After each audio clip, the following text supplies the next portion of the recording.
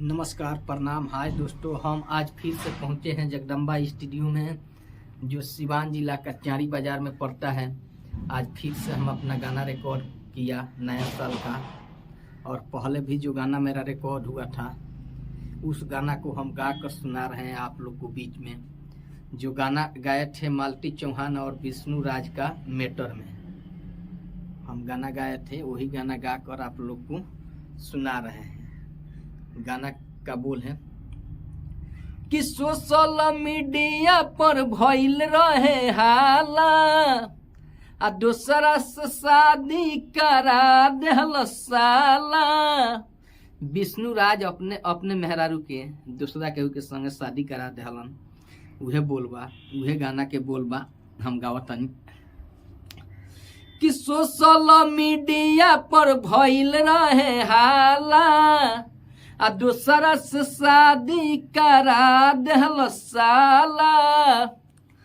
इनका के मुहन सब जेलवे में सार के, इनका के मुहन सब जेलवे में सार के। अथी की नाही कोइल मालती चौहान के तुमार के। अथी की नाही कोइल मालती चौहान के तुमार के। अंतरा बाय में के अंतरा हम आप लोग को सुना रहे हैं। अभी अंतरा है इसका कि अर्जुन के साथे होई तोहरो रे लाई, आ घर में बोला के अपना दिहल मुआई।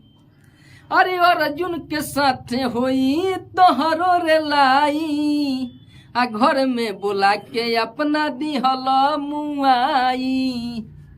कोइल बर्बाद खुद अपना परिवार के, कोइल बर्बाद खुद अपना परिवार के।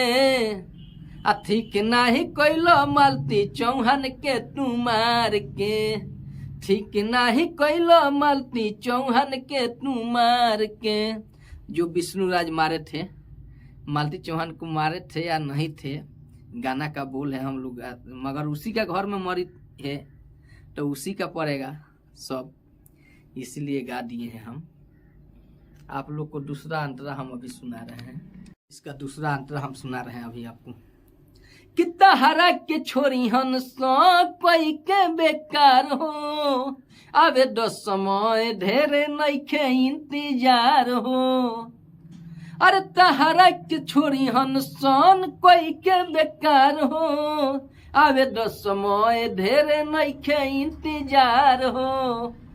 छोटू चौहान गावे सुनी समाचार के, छोटू चौहान गावे सुनी समाचार के। नहीं कोइलो मालती चौहान के तुमार के।